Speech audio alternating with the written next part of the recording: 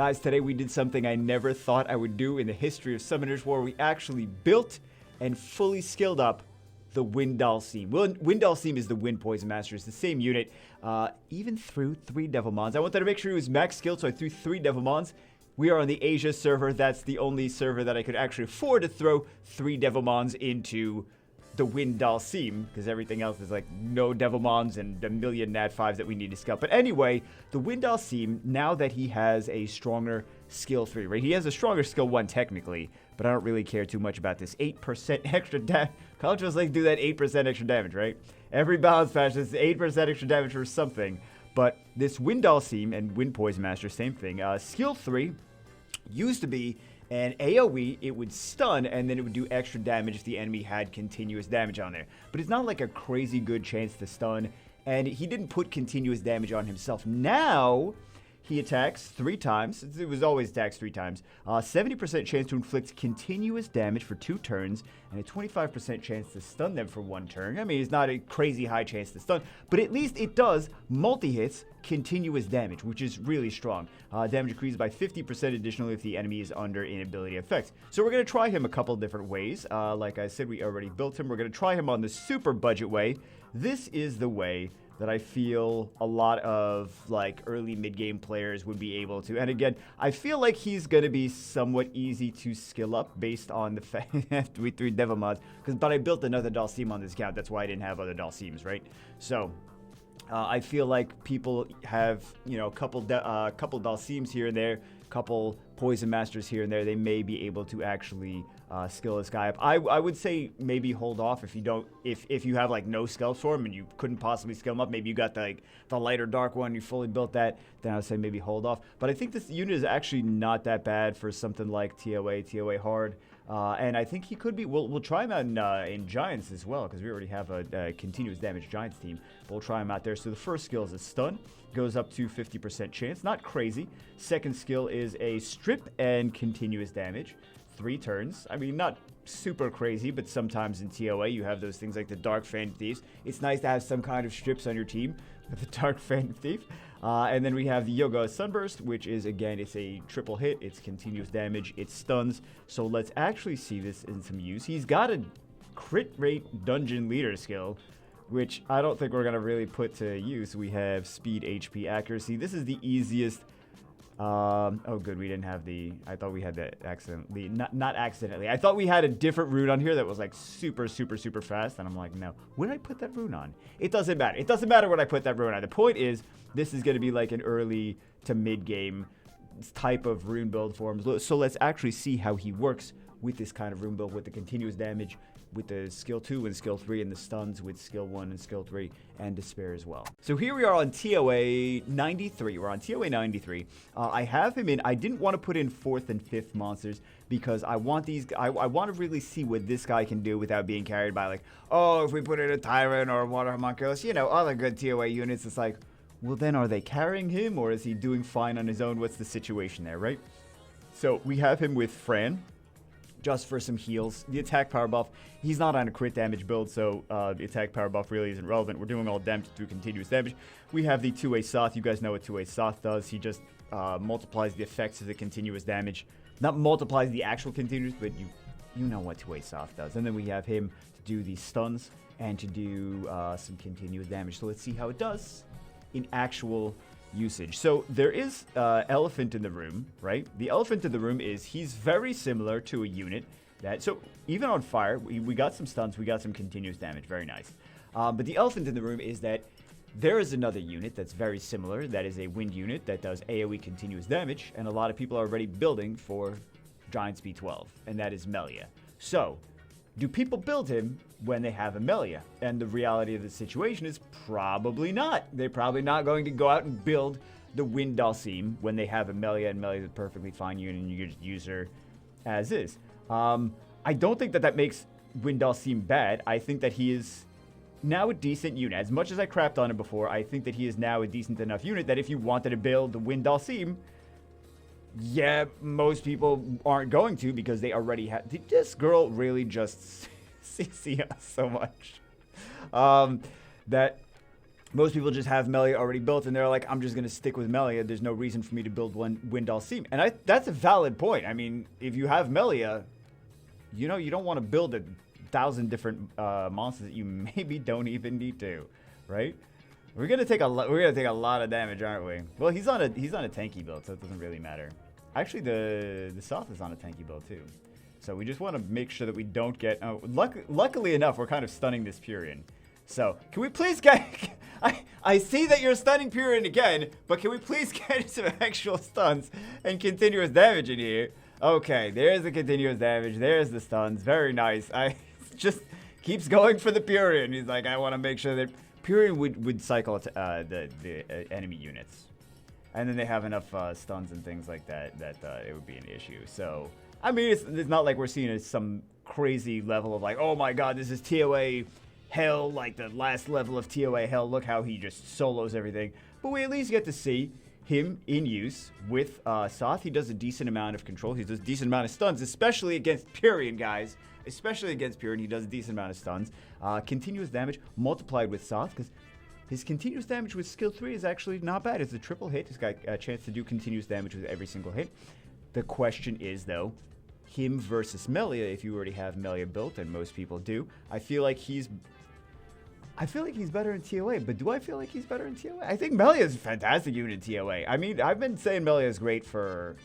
before she was even meta. You go look at my old videos when Melia first came out. Was it when she first came out, or did she get a buff at some point? But before this was the whole Giant Speed 12 continuous damage meta with the Soth and the tattoo and stuff like that. Like, I always thought she was a decent unit. I was using her for TOA, and I was using her for Giant Speed 12.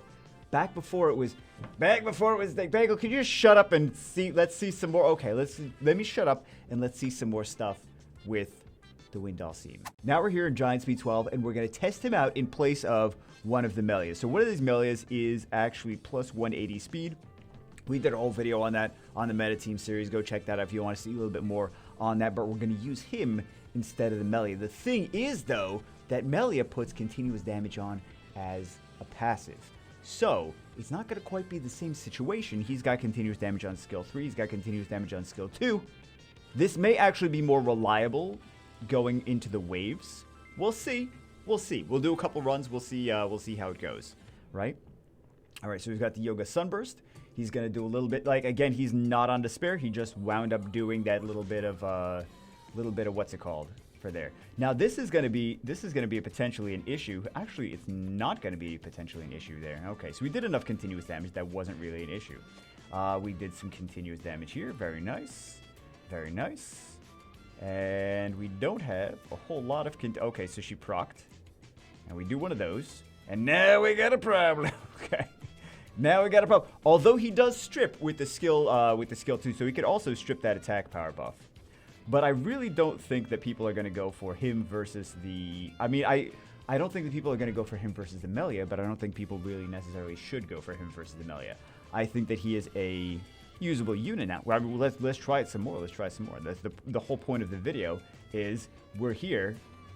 Let's test it out. Let's see if we have some, if it's consistent. He likes to do... oh, he likes to do that skill. That was not... he's not on Despair now. He's still doing some stuns there. So... Lucian likes to not... yeah, okay, that's Lucian doing Lucian things.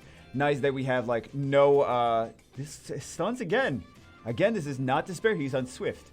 So, that's not that bad. Do you have the Incinerate? Very nice, very nice. Lucian doing his amputation. Literally, Lucian doing Lucian things. Amputation magic on one unit left. Okay, so he did his skill 3 there. But he still does have the continuous damage right there, as we saw from skill 2. We have the Earth Friends. So, I wonder... I was going to say, I wonder if maybe him plus 1 Melia... like, I feel like we at least need 1 Melia in there, right? But I was thinking maybe him plus 1 Melia would be nice. So that might not be bad, because here's the thing. I'm kind of flip-flopping in how I feel about this.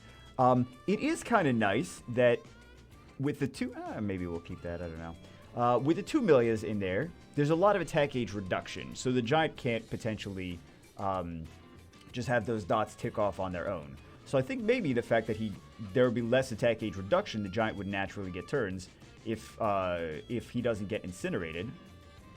Fantastic. I still think Melia is going to be better.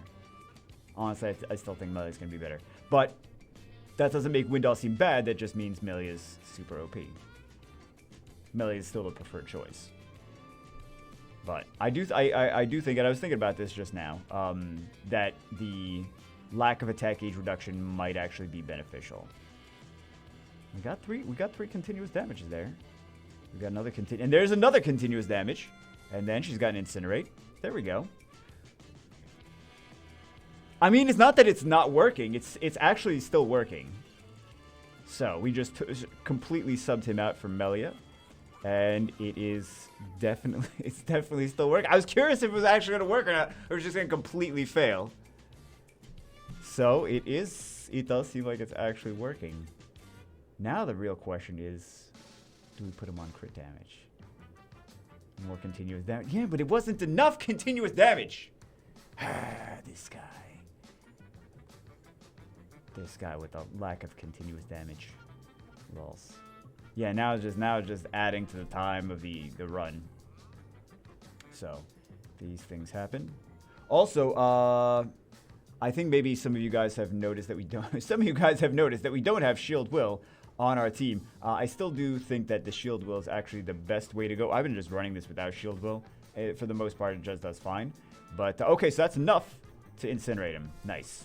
So it's working fine like this. I still think that the Melia is going to be a better choice. And also, I think that the Shield Will is going to be a better choice on this. Yeah, it seems to just be doing fine. And again, this is just on... First, he was on... Nice AoE on the one unit. The AI is the problem with all of these units. It's just AI. Come on! Why did you do that? Oh, you're killing me, game. Why? Oh my god. All right, well. Summoner's War.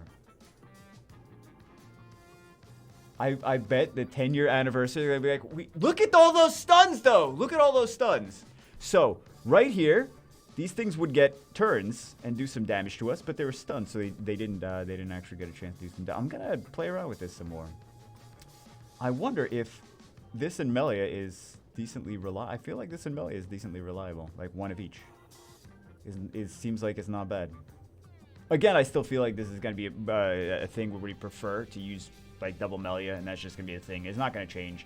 I'm just saying, I'm just spending so much time just trying to say, like, he's useful now. He may not be the best unit in the world, but he's useful now. You could actually use him. Okay, let's maybe try a... Look at all those stuns, though. And he's, again, this is not on Despair. This is Swift. He's on... I just switched the Melia runes over to him. I put those Despair runes on something else, and I put the... I feel like you guys are not going to believe me. Let me show you guys that he's on Despair. But we're just seeing all these extra runs. I feel like you guys already turned off the video. I'm just talking to myself now. You can do anything I want. Nobody's still watching this. I can sing and dance around. All right, we're getting some, not a whole lot of stuns there. We did stun the crystal, which is not bad. Yeah, it seems to be doing just fine. It's not faster than Melia or anything, but it is a unit that seems to be able to replace it. And now we die. And now we die. Okay, wow, that didn't get anything. Rip the dream. Oh, yeah, now we die. Okay, well now we die because they're stupid, but we'll have to check the actual reliability of this. But he seemed like he was working decently, right? He seemed like he was working decently. And again, like I showed you, well, I didn't show you. There's the stats on him. Again, I just took the, I think, this was just because it was a fast rune. Not that we really needed that to be on We should upgrade this, shouldn't we? We should upgrade this. Let's try him. I'm going to upgrade this, and then we'll try him on crit damage. We'll put this back on Melia. We'll try him on crit damage. Now we're here on TOA 55. I didn't want to go too low because then the support units moving before him would kill things, and I didn't want to go too high because then we'd have higher defense and higher overall stats on enemies. So I figure something in the middle would be nice. We're here on TOA 55. We're going to try him on Rage. So I mean, it's not the craziest set of Rage runes we've ever seen. Not 300% crit damage, but he's just on attack or damage attack on whatever. We have him grinded. We have this extra damage, skill 3 crit damage. We have extra crit damage if the enemy condition is good or bad or whatever. But I wanted to see how much damage he could potentially do with... I would like to say reasonable. Some people would disagree. They'd be like, that's not reasonable. That's garbage rage set. Okay, with a garbage rage set or a reasonable rage set, whatever you decide that this rage set. Okay, we have him with attack power leader. We have continuous damage here. We have continuous damage here. We have attack buff defense break. Let's see how much damage we could potentially... These support units are going to kill everything before he even gets a turn, aren't they? Okay, we got continuous damage. We got a little... Oh, she's on Swift. She's on Swift. We got some more continuous damage here. Please don't kill. Okay. We got it. I mean, it's not a crazy amount of continuous damage. Let's put this on 1. And let's do a Yoga Sunburst on Rage. These two Cheryls are going to be the ones that take the most damage if they get crit on. That was 150,000 damage. It's not that bad. 150,000 AoE damage. I'll take it. Okay, so with damage that big, I kind of feel like maybe I want to stick him on Rage and maybe actually build a team out of that. That's 150,000. That's AoE. 150,000 damage AoE is not that terrible. So that's interesting. So I think that definitely, I mean, again, the thing that we walk away from here is like, is he better than Melia? Well, probably people are still just going to build Melia regardless. But I think that he's at least not bad. I think that he's not a bad unit now. I think that he's definitely, like, he was the one of the ones, like, it didn't really even take that much. It's a little tiny bit of damage from skill 1, which is irrelevant, but just changing the skill 3 to do continuous damage made him more relevant in the current meta situation. So anyway, it's kind of interesting. It's kind of interesting. I don't regret building him. And that's why I didn't want to build him on any other stuff before, because I'm like, I don't want to build this crap. I don't want to build this crap. I don't want to build this crap. So he does actually have, maybe he's not the best, but he does actually have some uses now. So it's like not a super rip to build this guy. It's like, if you build him, you can use him. And isn't that why we build units anyway? So anyway, that's it for this one. I'm glad that he's not complete garbage anymore. Hope you guys enjoyed it. I will see you as always in the next one.